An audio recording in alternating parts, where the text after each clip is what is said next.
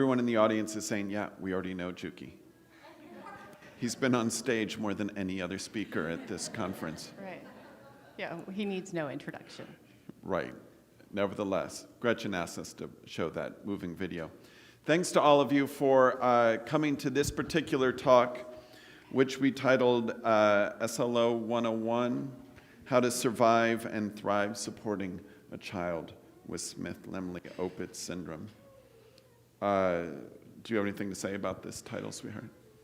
Well, I was thinking when we were talking to each other about what to talk about today, we were sort of going through a list of possible subjects and, you know, sort of things we know about, things that would be helpful for us to hear.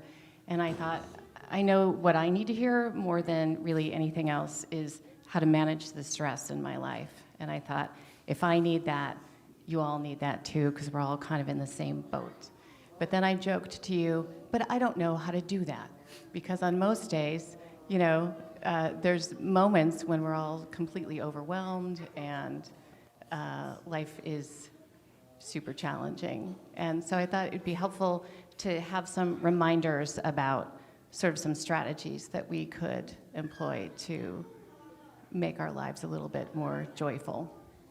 Because of the stress and anxiety, Kate runs a support group for new moms in the city of Davis, and every week she meets with these women who are underslept, exhausted, they don't feel like themselves, dealing with postpartum depression. And we were talking about how many of us feel like that all the time, not just for a couple of months, right? And so Kate is very well seasoned at helping people think about different strategies. And then I teach at UC Davis, where students are desperate to get A's. And if they don't, they feel similarly forlorn. And so I have to talk to them about that in office hours. Not quite the same sort of background necessary to give this talk, but we'll see how it works out as we talk about stress and anxiety management for SLO parents, and this idea that we can thrive and not only survive. Well, and our families have significantly more stress than average families, right? Because we're dealing with chronic grief. We have grief over children we've lost. We have grief over the loss of the child we thought we were going to have. And we have PTSD sometimes over trauma that we've lived because of things our kids have done or things that have happened to us along the way, or taking our children through surgery after surgery. And so we live like we're combat veterans, I feel like, this is no small thing. And so we need to think about stress management strategies and be proactive about it and actively work to reduce our stress, because we don't just want to lower our stress. Obviously, we want to tamp that down, that's a goal, but we also want to increase our joy and our, just excitement in life and find that again, because just reducing stress is a pretty low bar. We want to be happy. Right, we want to be happy, and part of it is to strengthen our ability to take on the incredible stresses of our lives, not only to lessen them, as Kate says. We take an active approach to that, and often that means to think about what sort of activities as a family or separately we can take that we really enjoy. We live in Northern California, so that might mean going hiking in Napa, or finding a new neighborhood to explore in San Francisco, or heading to a new museum exhibit in San Diego when on vacation. And I think that this is one of the themes of our talk, that you need to think about what are the activities that you can embrace with your family that you really enjoy, so that you feel like you're living a life where you are indeed thriving. Right, and so we would like this to be sort of a group discussion, because we don't want to stand up here like we have all the answers, because we certainly don't. And we want to hear from all of you what sort of strategies you have discovered along the way, and just kind of have a conversation about that. That said, we do have 6 answers, and here is one of them. Actually, this is the introductory slide. We probably should have had up the last couple of minutes. Some action strategies to consider. These are all pictures that we've taken in the last couple days. I'm sure Gretchen was thinking to herself, where are Kate's slides?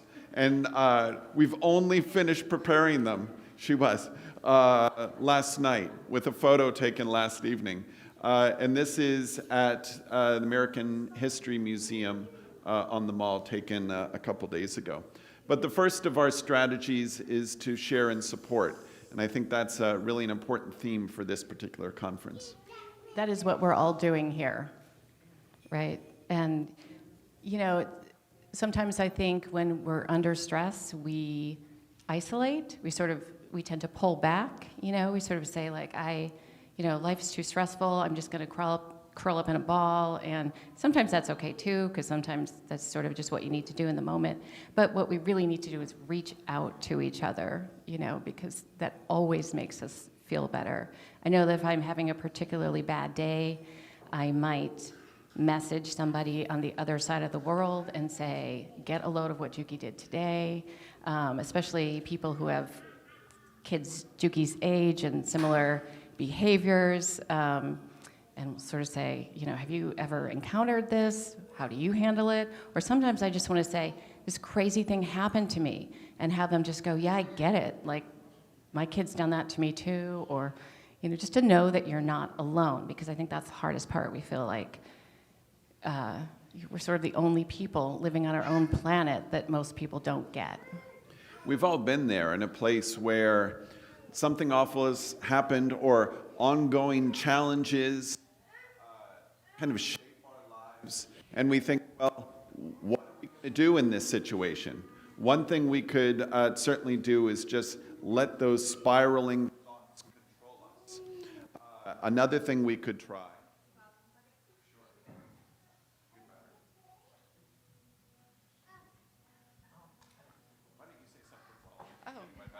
I suppose I could do that, or I could just watch the show. Let's see, where were you going? So sometimes, this is kind of goofy, but I like to imagine that I'm walking through the world. Maybe it's not goofy. Maybe it's just very touching and sweet. I imagine that I'm walking through the world with all of you guys, because honestly, we are always together. You know, I know that, like, Pearl's in Ireland. She might be having a really bad day too. You know, chances are great that she might be. You know, we are all literally, we're all in our, but in my case, and mostly in my back pocket, you all live on Facebook.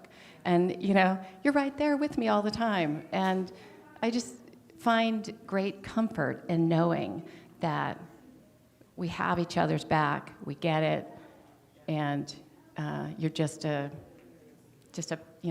moment away. When you reach out to someone, you interrupt those cycles of reflection about how challenging your life is, and you get another perspective. And that won't always solve the problem, but it'll give you a perspective that often you need, where someone will listen or let you know what's happened to her, and you say, oh, that helps me understand this. That helps me demystify this challenge that I'm often facing with alone in the world. And that sort of perspective is really necessary and helpful. Yeah, just sort of knowing that support is out there sometimes just helps me get through the day. Absolutely. We should remember that although life is overwhelming, there are certain things over which we actually have some control. We have some autonomy. Kate does this trick. This is our second tip. And this is our second tip. Yes. We've moved on to the next slide. Right. So this is something I've been doing for many years. I like to turn my responsibilities sort of upside down in my mind if I'm feeling overwhelmed. And I can give you a good example. Right before the conference, I was feeling like I had so many things to do. There were so many details of the conference to prepare. There was the packing for the kids. There was just dealing with Juki's behavior on a normal day. I was quite overwhelmed, and we were trying to just throw these thoughts together for this talk, and I just thought, oh man, this talk, I got to do that too. it's just one more thing, and it feels like one thing too many. And then I thought, I'm going to do my trick. And that is imagining that I don't have to do it, or actually realizing to myself, I don't have to do it. And what would that feel like? And I don't know, it's just sort of a mental trick so that I sort of go like, you know what, I actually do want to talk about this stuff in Bethesda. I'm actually choosing to do this. I'm not stuck doing it. And I don't know, it's just a different perspective that I find helpful. And I think that perspective is necessary if we're going to succeed with the responsibilities that we've been given, right? That we have all sorts of challenges, but these are challenges that we choose. We love our children. We love our children with disabilities. We love the time that we get to spend with those kids. And so it's something that we choose to embrace rather than something that has been imposed upon us. I think that a lot of what we can bring to parenting is what we can bring to any activity, and that is the energy that we invest in it and the attitude that we have about it. And so just to switch an attitude from what you have to do to what you get to do can often be liberating, enlightening in the best sense of giving. Right, and reminding yourself of the reasons maybe that you wanted to do that thing in the first place. So we wanted to have this conversation to talk about stress and anxiety and how we manage that. So I don't want to give up my talk even though it's going to stress me out. Great. All right, here's our next slide. Choose Jomo over Fomo. What are you all even talking about? What are these things? Everyone knows FOMO, right? The fear of missing out. So FOMO is not healthy. This is the feeling that we get when maybe we're on social media and we're seeing people living their best life and it's everybody's highlight role, and we're thinking, man, I'm like stuck in my jammies with baby spit up on me, or I just, I have 3 loads of laundry, that I need to fold, and these people are out having this fabulous vacation. It doesn't feel good. It's not healthy. It's kind of a toxic thing. But we can turn it on its head, like we're doing. I guess that's sort of the theme of this talk, and think about Jomo is the joy of missing out. That's where you step back and you say, what are the simple things that are available to me right now? Do I need to race to catch up with people? Facebook reminds us of an important saying by Mark Twain, and that is that comparison is the death of joy. That if we always think, all right, what is someone else doing? What sort of vacation are they going on? What are their kids graduating from? What sort of essay contest have they won? And then what's going on in my life? That if you keep making those comparisons, you will find that that will bring you no joy. But you can often find joy when you just step back from that rat race, from those comparisons, and ask yourself, what sort of advantages do I have? This will come up in a later slide, but the fact that we live necessarily more sedentary lives, more localized lives, there is a great joy available there if we take advantage of it. It's sort of the emotional intelligent antidote to FOMO. It's sort of like living life in the slow lane, but doing so joyfully and consciously, being present in the moment and sort of appreciating what we are doing, what we do have. Sometimes that means stepping away from social media or turning off the television, going for a walk. Our puppy has really been helpful to us in terms of becoming more fit and spending more time out in nature, for which we are grateful. Here's the bonus slide that Kate wanted to make sure we included. Shall I read it out loud? Joy of missing out, feeling content in staying in and disconnected as a form of self-care. And self-care is also an important thing of what we'll be talking about today.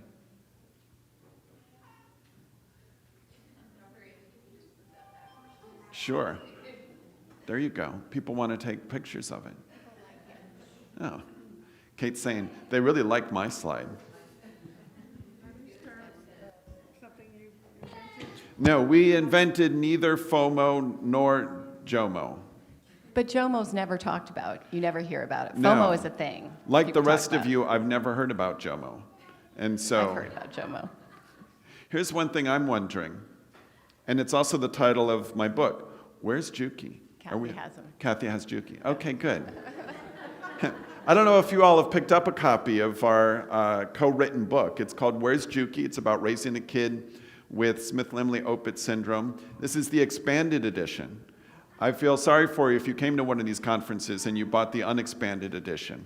But now you'll have another opportunity to give $10 more to the foundation, because all the money we raise from book sales goes to the foundation. This one has some of Kate's photographs as well as additional poems by me, essays by Kate. Right. Consider simple remedies and solutions. Kate? So sometimes simple is best. It could be easy to dismiss simple advice or simple strategies because they are so simple, and you think, well, what's doing something small gonna help? But actually there's science behind sort of stepping away and why seemingly simple strategies work, because it helps to shift your focus away from whatever you were so stressing about and allow your brain a chance to process and work on it, kind of like we do when we're asleep and dreaming. So it's actually very helpful, and it can be simple things, like when I work with new moms who maybe haven't left the house in 10 days and have been living in their jammies for the first 10 days of their baby's lives. And then they talk to me, and I say, when's the last time you stepped outside? And they'll be like, I think when I brought the baby home from the hospital. And I say, give the baby to dad, go for a walk around the block with no baby in your arms, and get some sun on your face. And, and then you can work up to go to a coffee shop by yourself for an hour. And then you can work up to date night with your husband, right? Well, that's less simple. But, so I try to build these simple strategies into my life, these simple, basic,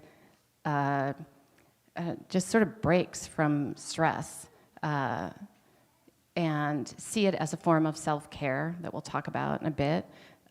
So that's one great thing about having a pet. You sort of have to walk a dog, especially if they're a puppy and they have a lot of energy. So that's a way I start my day. It's, just a simple walk. Sometimes it's a 3-mile walk. Great for my mind, body, and soul. And then I can sort of come back into the house and deal with Juki's, chaos. 2 years ago, we gave a talk on making contributions to your emotional bank so that you can draw on that bank account. And often that necessity comes from our parenting responsibilities, but also for those of you for whom this is relevant, for your responsibilities as a spouse or partner. And so you need that walk. You need those simple pleasures. Sometimes just the ability for me to say, Alexa, play some Miles Davis, and then the house is filled with glory and all the benefits. So simple. Simpler even than this microphone. Do we have a second handheld mic? Great. Yes.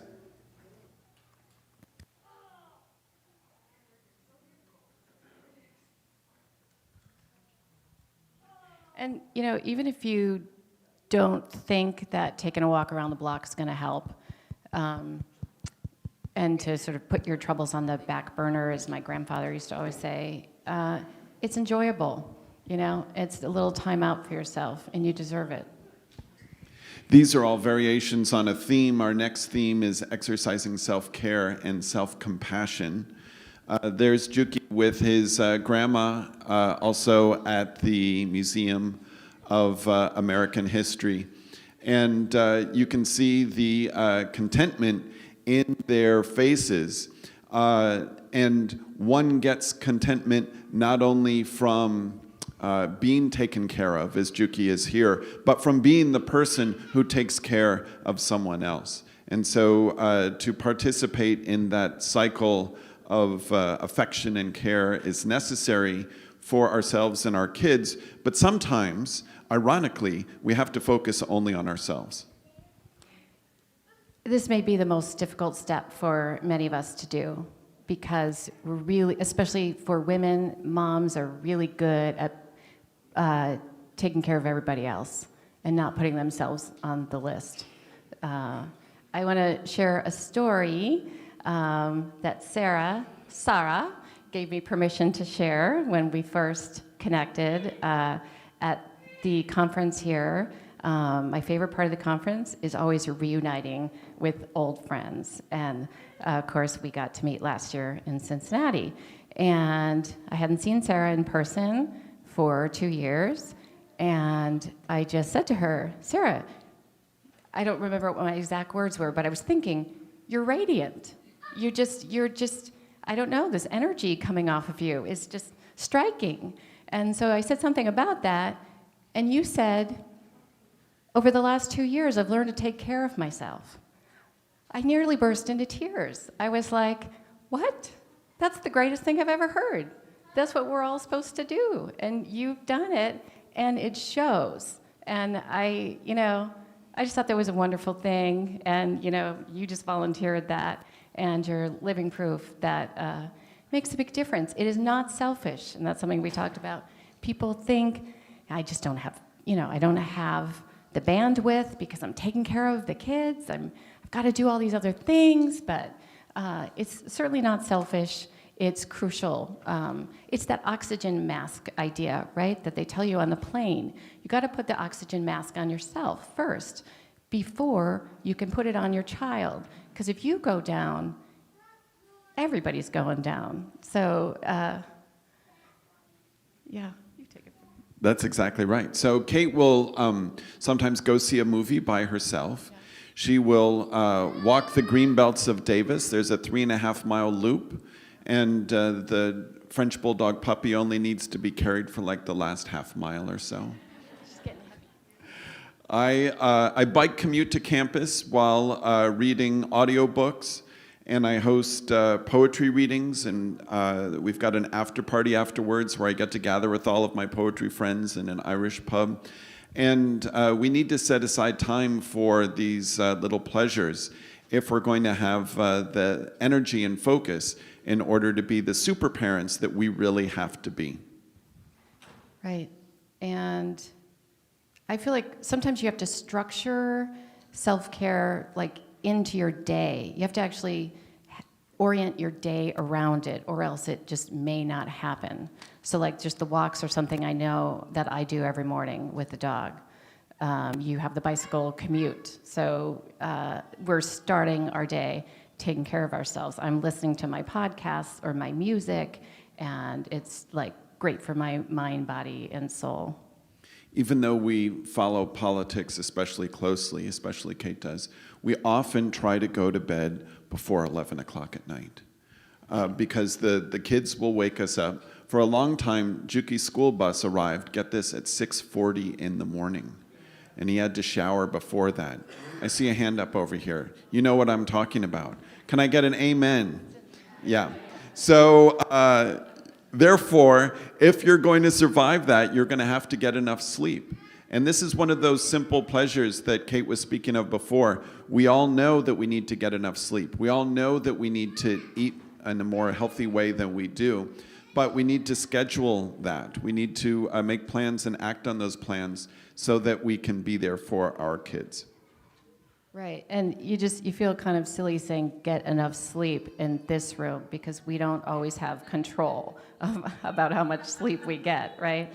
But sometimes you have to take sleep shifts, like we did when our kids were babies, and we had to actively plan out, okay, you're the parent in charge. In our house, we say, who's on Juki duty? And it's usually you. But That's true, but I do get to nap once in a while. So self-care, you meditate, you build that into your day. Often that's the first thing you do at a meditation Shambhala center. Absolutely, and that means breakfast with my Shambhala friends on occasion. Like the rest of Kate has never seen this slide.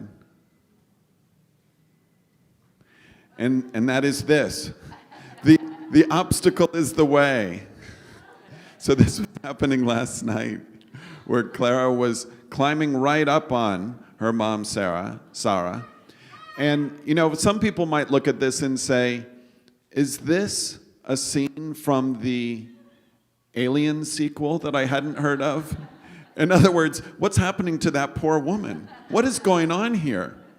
And we have such challenges with the kids that we are raising. But when I say the obstacle is the way, I'm actually quoting Marcus Aurelius in Meditations. This comes from a book that a friend of mine insisted that I read. And that is that the sort of challenges we face, we know that they make us stronger. And the fact that our children sometimes are small enough to climb right up on our shoulders and to sit in the crook of our necks while we kiss their tummies. Like a lot of other kids at that same age would say, hey, Mom, leave me alone. I don't have time for that. The fact that our kids need such care make all of us more compassionate people. And this is really one of the goals, it seems to me, of being lucky to be born as a human, that you have an opportunity to exercise compassion. So many times, the thing that seems most difficult is actually a pathway to our becoming stronger, to our discovering joys that would not be available to us otherwise. I think that as parents of kids with SLO, we need to think about ways that we can embrace that we can recognize that we can recognize the ways that our kids make our lives so much richer. And I think this is a great photo representation of that.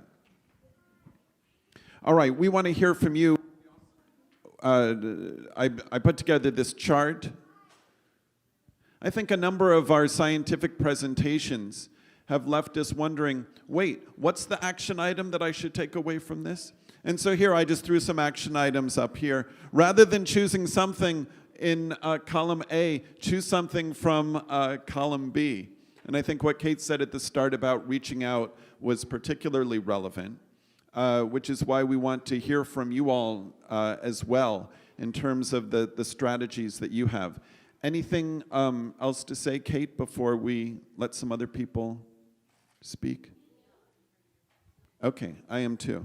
I also put together a bibliography, which I think we're going to have to end up sending to you all.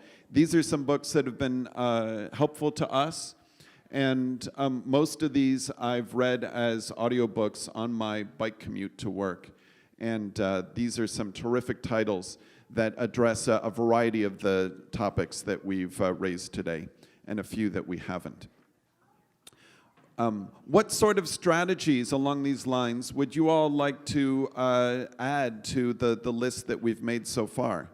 Yes? When you were saying about having time with Juki or taking time with Juki, both of us worked, and Julie is in a severe spectrum, so I could sleep in on Saturdays, and my husband would sleep in on Sundays. So it was like our time with Julie by ourselves, too, and it would give us a chance to just zone out. And the same with groceries.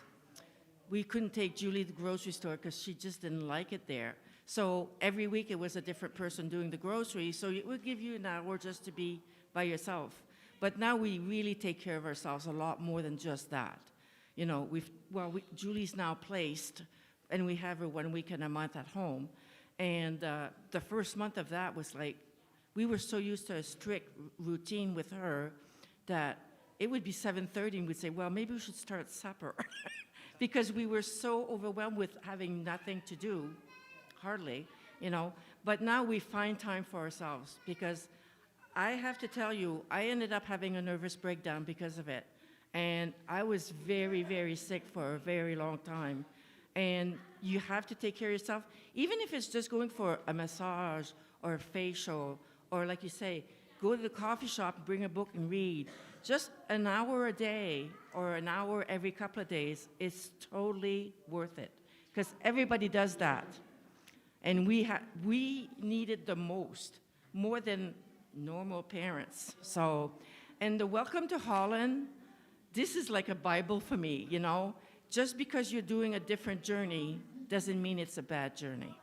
It's just a different one than other parents. Absolutely. I think that's really well put. There's a great quotation by Anne Lamott that our tech supporters, Caleb and Tori, know well. Because Juki came up here to visit just before we went on and pretty much destroyed all the wiring, and so that caused the 5-minute delay. We are so used to that in our house. Anne Lamott said, almost everything will work again if you unplug it for a few minutes, including you. And so often we need to figure out how are we going to unplug a few minutes so that we can continue to work well. Other thoughts to be shared? Here's someone else coming up to the mic. Hey, first of all, Andy and Kate, thank you so much for sharing. A couple things in Christy and our lives. One that helps me out a lot is just expectation management, going out on the town and just making sure your expectations are in check. If you're expecting to go to a restaurant and not be disruptive to somebody, good luck. But if you keep your expectations there, maybe you can be pleasantly surprised. In the self-care, I just want to mention, I think you hit that very well. Certainly, we built up to date nights, and that means everything to us, our own respite time. But one we just kicked in a couple years ago, which Christy will say is a huge blessing to her, but I'm going to present it a different way. But it was actually, Christy carries the burden. I get to go to work. I get to go on work trips. And then I come home and support as I can. But finally, a couple years ago, I directed Christy. I told Christy to go away for a week, anywhere, with anybody, anytime. And she did. It was a great blessing to her, but the blessing to our family was really what you spoke of, is that joy when she came back, completely refreshed. I mean, so if you can, whoever's carrying the heavy lift, and sometimes there's somebody at home really carrying that heavy lift, boy, give them the opportunity to break away for a while. And if you can do that, it's a blessing back to the whole family, I'll say. So, but thank you again for both of you. That is wonderful. That's well put. And you can do it in smaller ways. Andy often, it's not hard to sense when I'm stressed. And so he will say, why don't you go to a movie?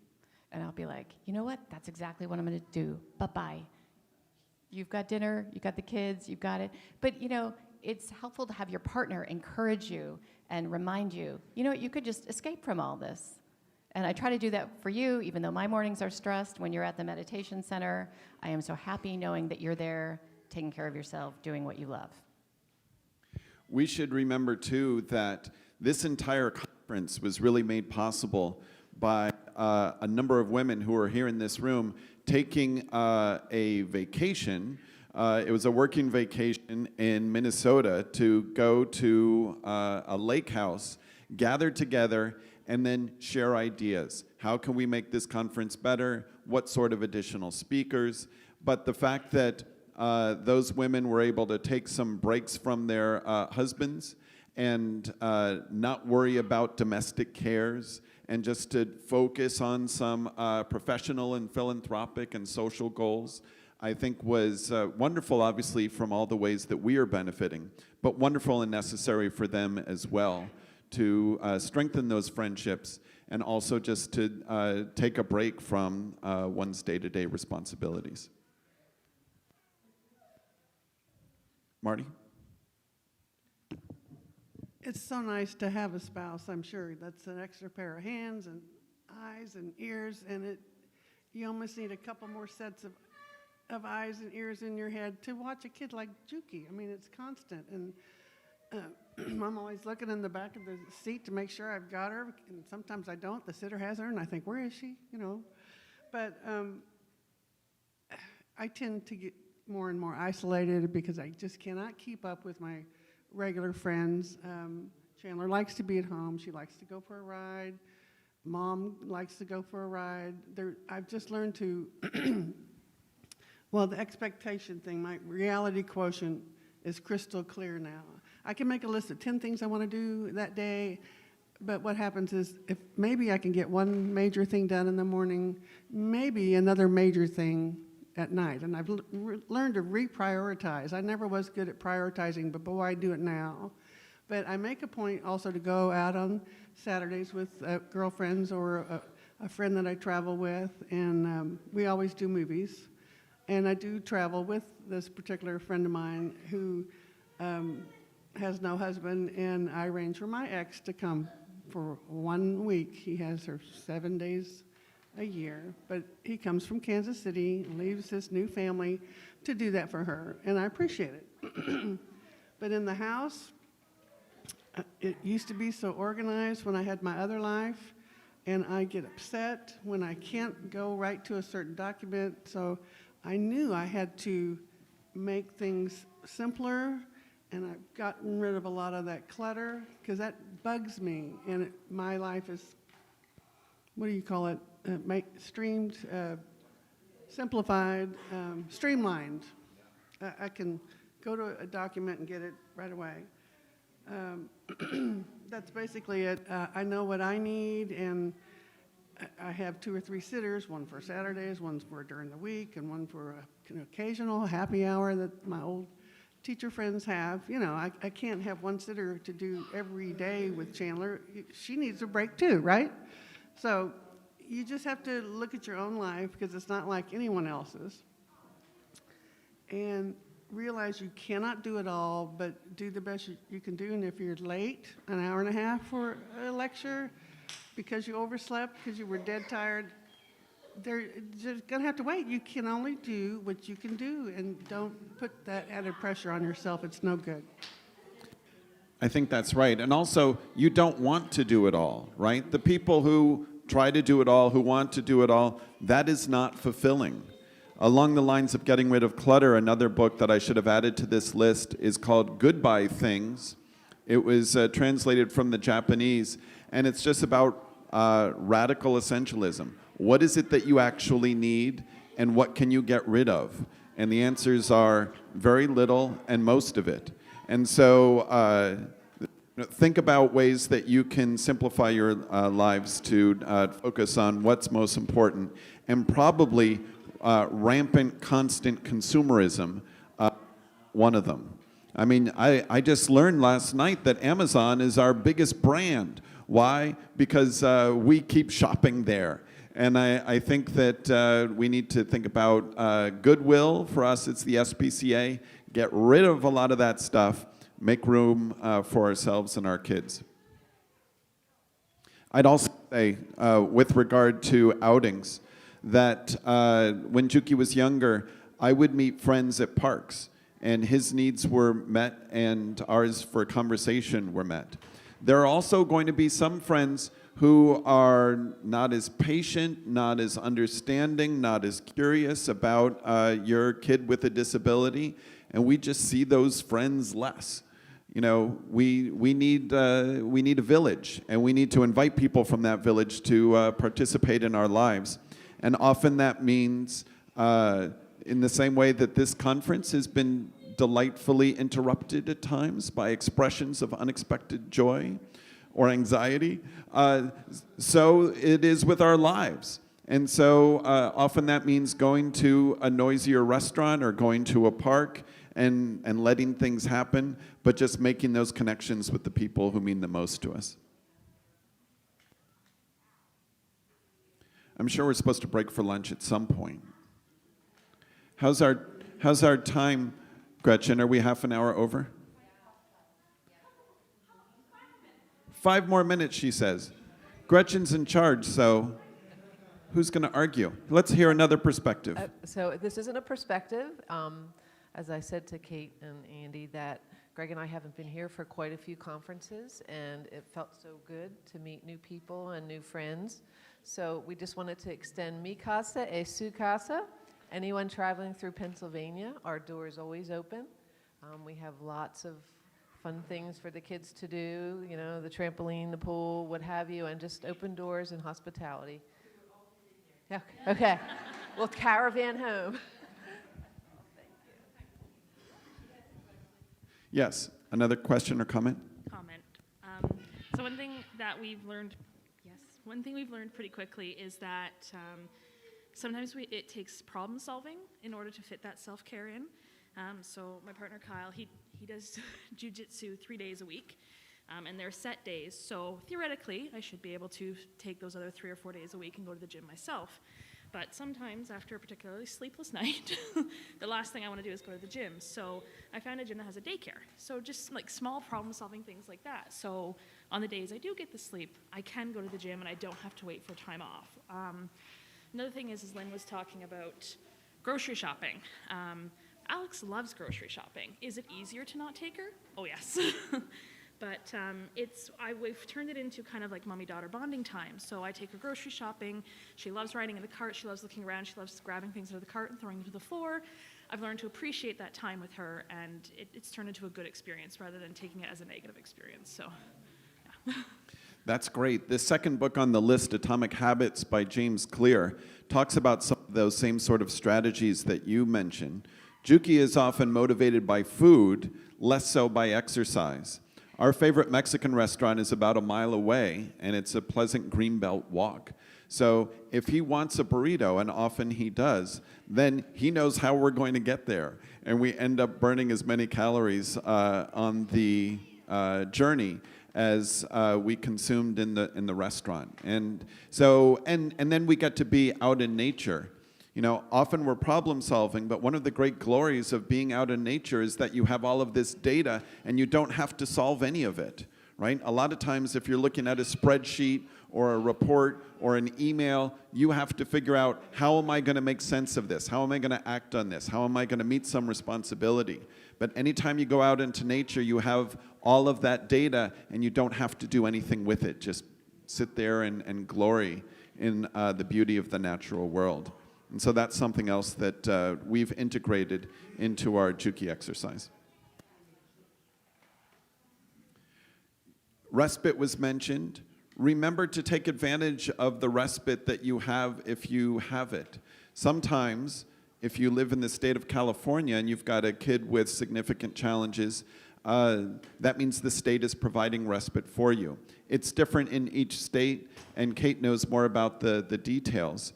But certainly any opportunity to leave the house with or without a partner and know that your kid is in good hands, you want to make sure not to leave those opportunities on the table, and make sure to take advantage of them whenever possible. Ian? Hi. Talking about respite, we get respite, and oftentimes the decision is, Kathy and I will say, shall we go out to dinner or shall we sleep? And a lot of the time, it's shall we sleep? Because in our house, we're like a Formula One pit crew in the morning. It's getting everyone showered, dressed, making sure they've had their medication, they've got everything they need to take to the day center, and for Lucy to take to school. And our evening probably ends about 8 p.m. when we finally get a chance to sit down and have dinner and actually have some adult conversation. So a lot of the time, it's sleep. Absolutely. I mean, we employ 5 people to take the children out, you know, but still, you always, I think, all of us here are all lack a week at least behind on our sleep. I think that's right. And we do need to think about how to prioritize that. Sometimes social media can get in the way of sleep. Sometimes it's video games. Sometimes it's Netflix. So we should be thinking about how we're prioritizing these different distractions, and to include more sleep in that mix. We'd like to thank you for all of your attention and ideas and perspectives today. If you don't yet have a copy of Where's Juki Expanded Edition, make sure to come pick one up. The address, as I keep saying at my poetry readings, the address for the Smith-Lemli-Opitz Foundation is in the back of the book. You can just take it as long as you send a check. So I'll say the same thing to you. We'd be glad to sign those for you. Any closing remarks, Kate?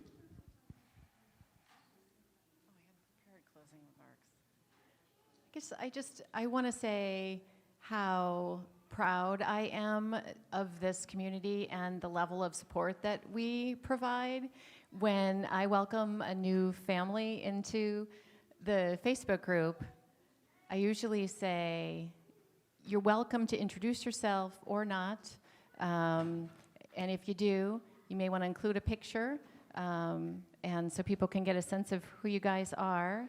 And I always say, I guarantee you will be overwhelmed by the amount of support that you receive. You'll receive an outpouring from people all over the world. And I'm just super proud of how this community rallies around each other in good times, in happy times. We celebrate all the amazing things our kids do. We all cry together when the devastating news comes. And it really feels like one big extended family. And I'm just so happy to be a part of it and grateful to all of you guys. Thank you.